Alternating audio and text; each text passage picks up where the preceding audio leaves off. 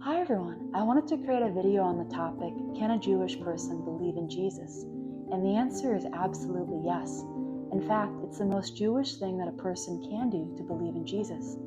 I actually know several rabbis that are believers, and one of them told me that he is a super Jew because he has his Messiah.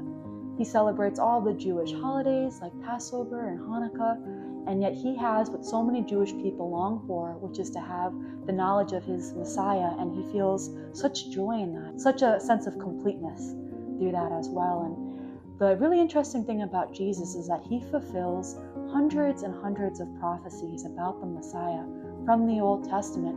And these are really specific details, such as the fact that he would be born in Bethlehem, that he would be born of a virgin, that he would be pierced for our transgressions.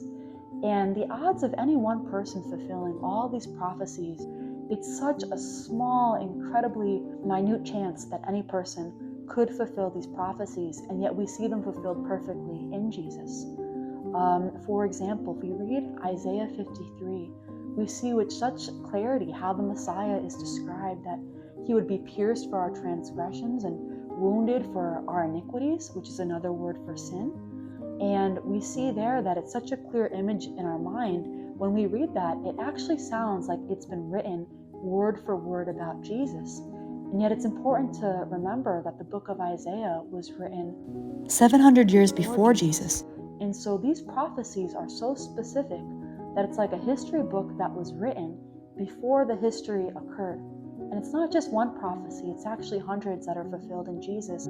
So with that in mind, I think we have to consider then, why, if we have these documents, if we know that hundreds of people saw the risen Jesus and that many people did believe in him, many Jewish people did believe in him. In fact, the New Testament is written by Jewish men for the most part, men like Paul, who was formerly called Saul, or men like Peter, who were actual Jewish men.